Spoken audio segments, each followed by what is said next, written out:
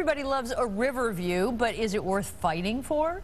Today, 2 men pleaded guilty to felonious assault charges for beating up a man who fought to maintain his view of the Ohio River.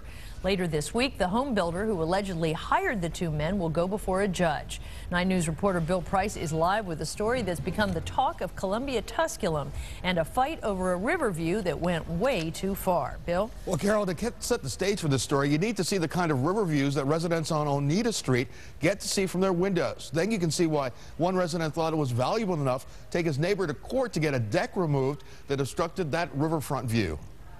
Take a look at this view of the Ohio River in Cincinnati from a hilltop in the Columbia Tusculum neighborhood.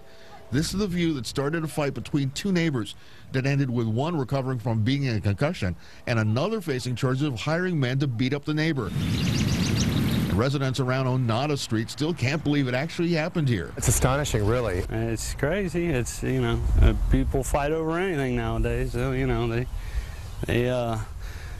feel that somebody's intruded on their land. As much as there is on TV and in the news about crazy stuff like this, that people would actually attempt. And, it's really disappointing that a neighbor would be attacked. That's what some neighbors here are saying about the fight over this river view.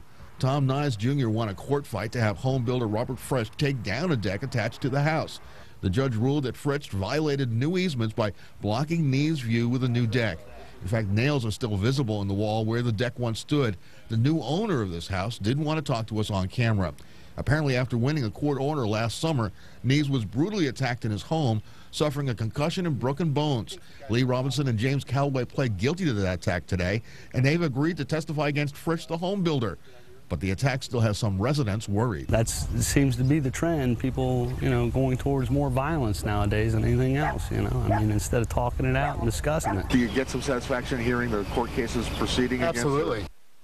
Now, on Wednesday, Robert Fritsch will have a pretrial hearing on charges of retaliation, complicity, and felonious assault in connection with the attack on Tom Nyes Jr. Now, we reached out to Fritsch for comment today on these charges, but we're unable to get a response. Of course, we'll continue to follow this case for you and let you know what happens. Clyde?